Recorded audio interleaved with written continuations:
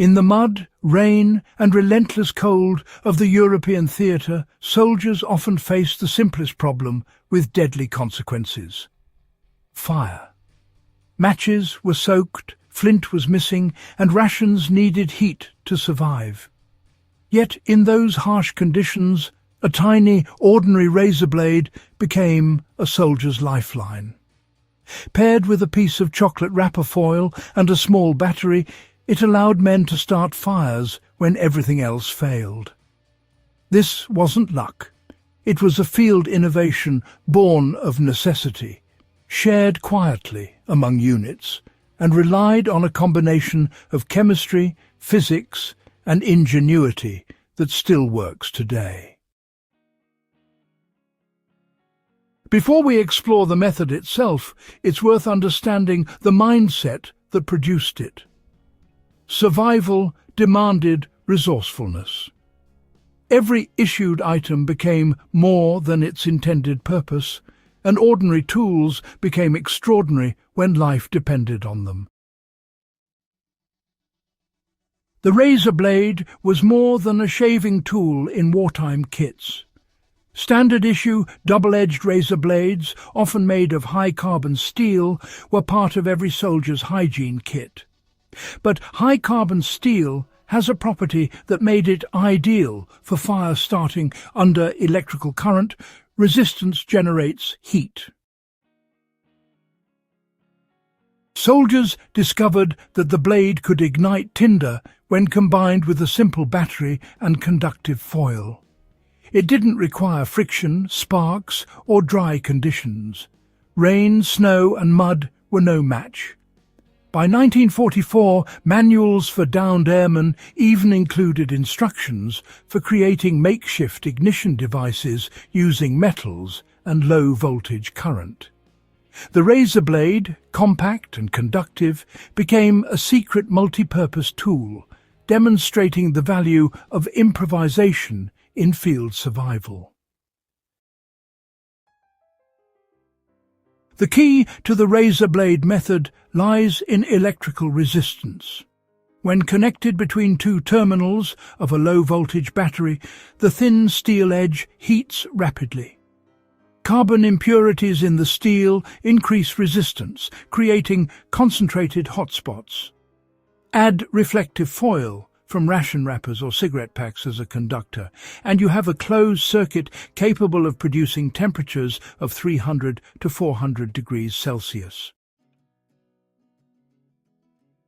That's more than enough to ignite fine tinder-damp cloth birch bark or paper shavings. Unlike traditional fire-starting methods, the heat is generated at the molecular level, making wet conditions irrelevant. This principle, discovered by soldiers through trial and error, transformed a mundane razor blade into a reliable portable ignition device. Field accounts describe a surprisingly simple method. First, soldiers stripped foil from chocolate bars or cigarette packs to serve as conductors. Then they connected a razor blade between two foil strips, linking them to a small battery, often from a flashlight or radio. A thin piece of tinder was placed directly on the heated portion of the blade. Within seconds, the blade began to smoulder, producing a reliable ember to coax into flame. This technique was shared informally among troops, spreading through units as a quiet survival hack. By late in the war, both ground troops and airmen incorporated the method into their improvised survival strategies. This isn't just historical trivia. If you're in the field without matches or a lighter, a carbon steel razor blade and a small battery can produce reliable ignition. Connect the blade between two wires or strips of foil attached to a 9-volt battery, place tinder on the heated edge and watch it smoulder. Once the ember forms, you want to transfer it carefully to a larger tinder bundle and, blow gently until it ignites. Even damp tinder can catch, making this method far more dependable than those friction-based fire starters in wet or harsh conditions. Beyond just survival, recreating this technique offers a unique connection to the lived experience of World War II soldiers.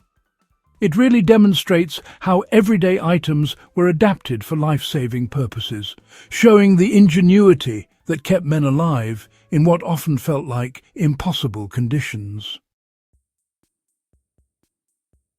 The genius of this method lies not in technology, but in mindset. Soldiers survived by observing, experimenting, and repurposing ordinary items into extraordinary tools. In the mud and rain, survival often depended on seeing potential in what was at hand. This razor blade technique is a small but powerful testament to that ingenuity.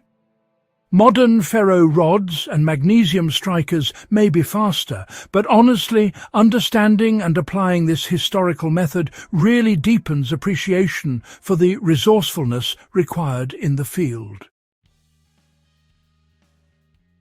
If you found this guide valuable and want to keep forgotten World War II survival methods alive, make sure to subscribe to Warfront Survival and share this video with someone who appreciates real historical innovation.